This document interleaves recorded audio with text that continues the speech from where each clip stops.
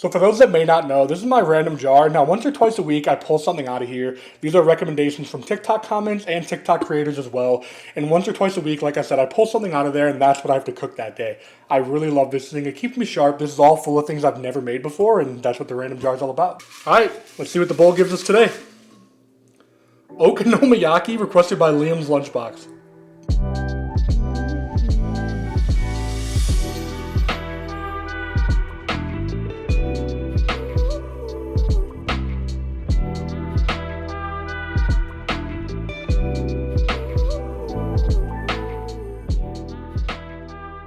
So for those that don't know, okonomiyaki is a Japanese street food that you can find all throughout Japan, alright? It's basically just a really savory pancake dish. What's great about them, in my opinion, is you can customize them to put whatever you'd like in them. I'm taking a little bit more of a traditional route today, but you can absolutely customize this however you personally like. We're going to start off by making our pancake mix, which is going to be a cup of all-purpose flour or cake flour, a quarter teaspoon of baking powder, and a half teaspoon of salt. We also need a cup of dashi, which I made with dashi powder, and then some freshly grated nagaimo, which is the craziest vegetable I've ever seen in my life. Don't be nasty. No.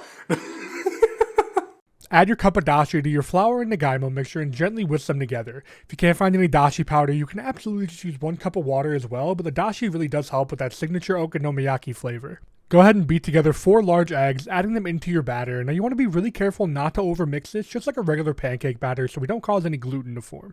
What I think is great about okonomiyaki is that it's super customizable, alright? Your fillings can be whatever you personally like, and like I said earlier, I went relatively simple and traditional with my fillings, which were a half head of diced cabbage, about 5 scallions that I really thinly chopped, and a couple tablespoons of pickled red ginger as well. The one thing I couldn't find was tenkasu, which does traditionally go in this mix as well. All tenkasu is the fried scraps from tempura batter, so if like me you can't find it at all, you could absolutely make some yourself at home as well. Once everything is in our mix, we're ready to add our cabbage in batches, gently folding that first batch into the batter until it's all nicely combined, and then adding the rest of the cabbage until your okonomiyaki batter is done.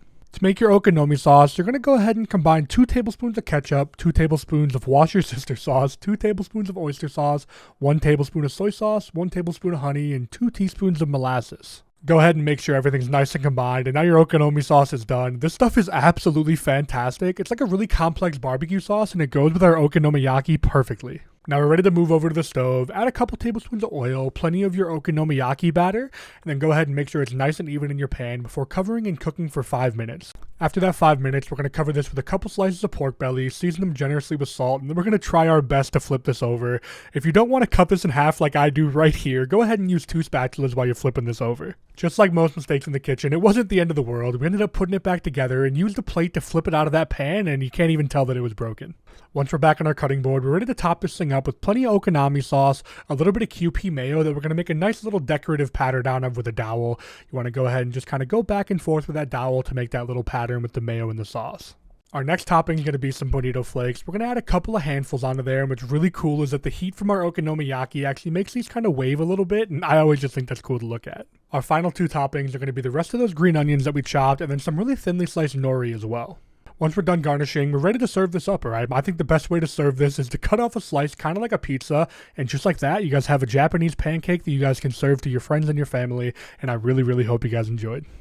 Alright, and there you guys have it. We now have our okonomiyaki, or our Japanese savory pancake. This thing looks incredible, and just like that, we're ready to try it out. Cheers, everybody. Wow. So honestly, this thing tastes incredible, alright? My favorite part has got to be the okonomi sauce. It almost tastes like a barbecue sauce. It's really good.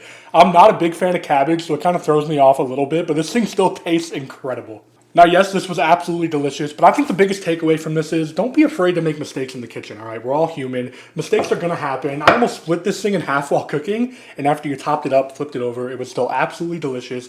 It's all coming out the same way anyway, so don't you worry about that, all right? Have a great rest of your guys' day. Drop a like, drop a sub if you feel like it. I'm not going to force you, and I'll see you guys in the next one. Peace out.